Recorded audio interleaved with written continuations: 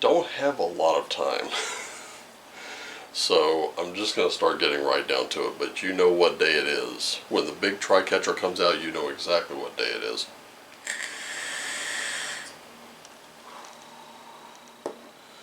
It is Full Scale Friday right here on this channel. And what that means for you is an idea of what a full-scale reading looks like. As a matter of fact, this is it. And guess what? You can get one of these for absolutely free simply by gracing us with your presence on Hangouts. That's right. I'm literally giving away free readings as Christmas gifts or Yule gifts or whatever holiday you celebrate.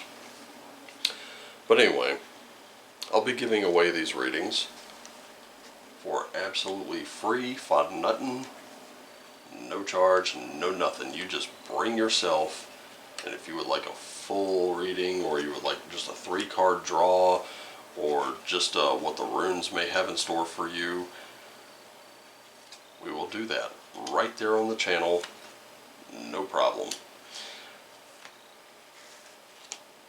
And we'll be hanging out on a live stream pretty much the entire day off and on. I will have to give my phone some rest periods and recharges and things like that. I am currently looking into some new portable power banks because after several uses, my old one seems to have begun tanking very quickly. No idea why. Anyway, today's decks. We have The Good Tarot by Colette Baron Reed. We have one of my absolute favorites, Rebecca Campbell's Work Your Light Oracle. We have the Viking Oracle, the Spirit Animal Oracle, also by Colette Baron Reed, and Runes of the Gods by Witcharoo from the Rune Workshop. And if you've ever wanted to learn the runes, this is what I call, or what Diamond Dallas Page calls, beginner. You are literally starting at the absolute very beginning. You're getting the most basic, most rudimentary introduction and the quickest gateway to learn this. Very easy to read, very beautifully done.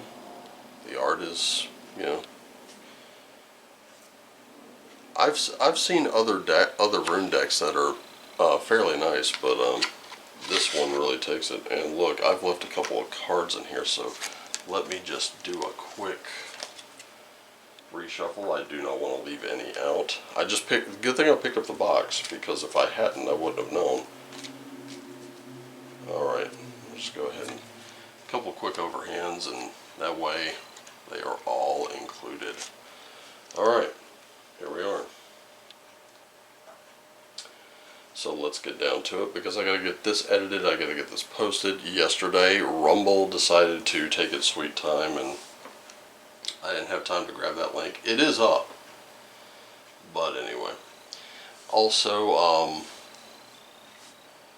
if you have any recommendations for portable power banks, description or comment, yes. Any live streamers out there who've done this from their phone and needed that little bit of extra time, drop me a line, throw me a bone here. Okay, so anyway, significator. Looks like we're just kind of I don't want to say there's nothing to us, but nothing about us has really been decided this weekend. So the good news is, with us, anything is possible.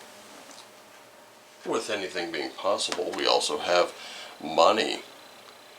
I think this is the second, if I'm not mistaken, I think last weekend Money popped up telling us, no time to explain, kid, get in the chariot. For a spirit animal, cat spirit. I can't tell you how important this one is, because this is us taking back our independence. We got to look at all the stuff that we're absolutely dependent on and distance ourselves from dependence as much as possible, because our time is very short. Time is the one asset you can't get back, so always look to kitty. So for the tarot today, in the mind we have Page of Earth, Page of Air, and Four of Water. Now, we're approaching material, the physical world. We're thinking about it in very real terms, but we have to stay very, very sharp. Likewise, we have to also stay sharp about our thoughts. So we're kind of thinking about things and staying alert. However, we also have to be mindful of what we're thinking. The Four of Water, which is normally Four of Cups, this particular deck goes in elements rather than anything else. This is the reason we're being called to beware of our thoughts, is because we do a lot of dreaming. But really, rather than dreaming is a good thing, don't get me wrong. You need those dreams, because you also need to do some introspection here and see exactly where they're taking you. So in the physical, we have a King of Water. We have a Six of Water. And we have an Empress. So this is total mastery of our emotions. This is where we get to control how we react to things. At the same time, remember, Four of Water is introspection. This is reflection. This is us also meditating a little bit. Maybe taking a moment this weekend to kind of get away from things and say, okay, what is this I'm looking at and why? But then you have this Empress. And this Empress is not so much like the Emperor. The Empress is more about self-care, about nurturing ourselves. And that is important. That's come up a couple of times this week, and not just in my readings, but in the readings of others. Going with your spiritual realm, we have a Nine of Fire. We have a Queen of Air. And we have the Star. Starting with that Nine of Fire, I'm not going to start pulling cards up just yet. But starting with that Nine of Fire, or Nine of Wands, however you want to look at it, we are kind of looking at things where we have a little uncertainty. We're approaching things spiritually with a lot of caution. I've seen that come up a time or two. And you need to just kind of stop, wait, and look around before proceeding further. The thing is, your sense of uncertainty is your inner wisdom telling you to bring illumination to the situation. So, again, I've always said this. If you're always doing what lights you up, even in the most uncertain of times, you'll find your way. And that's what this looks like. Because look at her. She looks like she's lighting up a very dark part of a cave. She's venturing into darker parts, and she's lighting that up. With that Queen of Air, you do have clarity of purpose. At the same time, you're also setting healthy boundaries, and you're establishing clear communication. So be sure to, as you light your own path, just be sure to communicate very clearly. Set your boundaries. You know, there are just certain things that you will do, there are certain things you won't do. You know, try to figure out where you draw your lines here. And finally, Don't be afraid to emerge and be seen. That's what the star card is telling you. Just because you're kind of venturing into a cave does not mean that you get to hide. So for the Work Your Light Oracle, we have, again, boundaries. Geez, what were we just talking about? And this is in your mental state. So you really need to also set some, not just spiritual boundaries, but mental ones as well. Watch what you're thinking, because this is where you get to think about it a little bit and say, where can I establish those boundaries? Remember, if you're the guy that always, if you're the yes person in your life, it kind of gets you into trouble sometimes. You know, you're sort of like always outgoing to a fault. That's never a good thing for you. For the physical, we have Sisterhood of the Rose. Let me really get a look at that. Well, we are looking for beauty and devotion. This also signifies teachers in our lives. So look to your teachers. What do they teach you and why? Always ask that question. Because the reason I would want to teach you something is because I would like to see you excel at it. It's not for personal gain. If it were, I'd be charging, but I don't do things like that. But look to people who teach you things and ask yourself why they teach you those things. What is the purpose for the lessons they give you?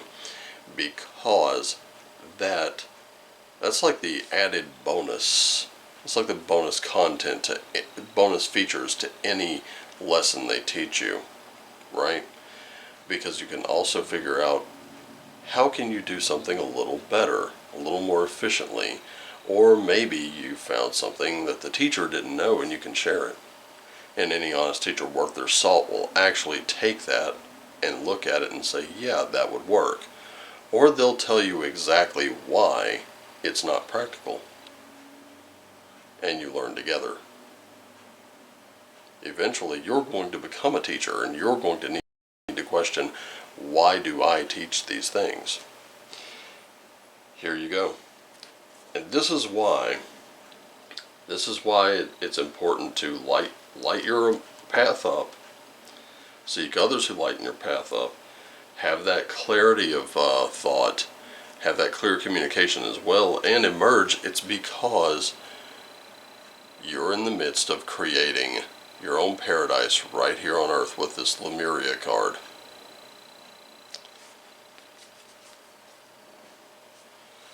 And then finally in the runes, we have Yera, we do have Thurisaz, and we also have Isa. It's kind of interesting how it all kind of went, you know, in any kind of rune reading, if we were to lay these out, normally it would go Isa, Thurisaz, Yera, because the progression is there. You're experiencing that kind of stillness, that blockage, you're dealing with that challenge, and then you're reaping success. In this case, it's going in the opposite, because you are going to reap success. That much is, it's not a foregone conclusion. This is just a possibility. But at the same time, you're dealing with challenges stemming from your lack of boundaries. You know, maybe you're a little too dependent on someone else teaching you. Maybe you haven't taught yourself enough, right? Something to think about.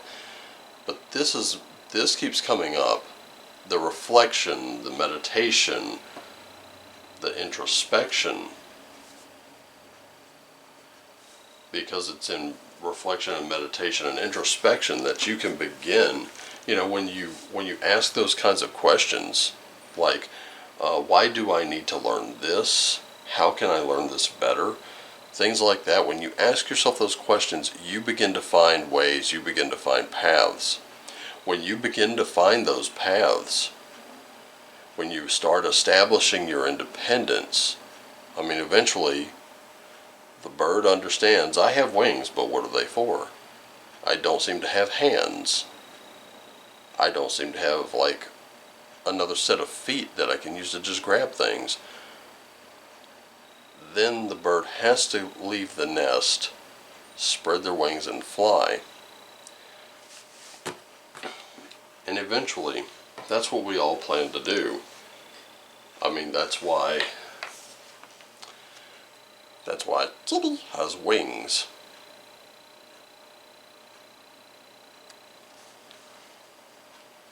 Eventually, we do have to establish our independence from those that are teaching us, and then we have to become teachers ourselves.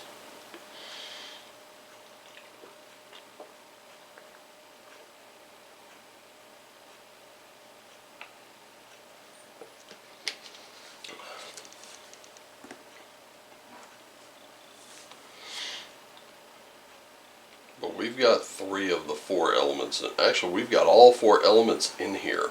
We do have earth, air, fire, and water. But you know something? Let me tell you something about elements. Elements are there. They're there for you to alchemize. But you and I all know from our games of rock, paper, scissors, they originated with stuff like this. We know that air fuels fire, water can carry wood, fire burns wood, water extinguishes fire,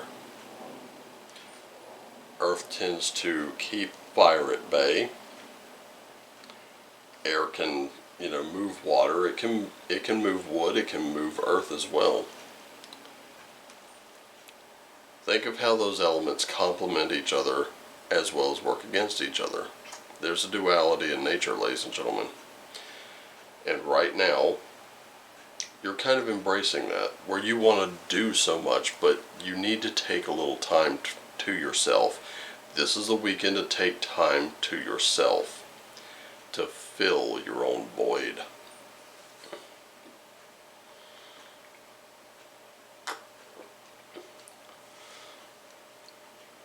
If you continue to give your time away, understand you do not get it back.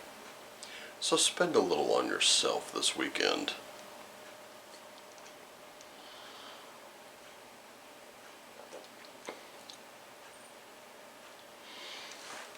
Now,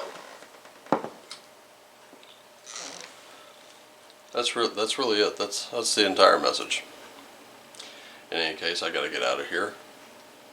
I always enjoy my time with you. I really do. I love you all. Thank you so much for joining me. Remember, come back over on December 25th. We'll have us a little party. We'll take a little time, just having a little fun. Do a little bit, throw some cards around. Take care of yourselves and each other.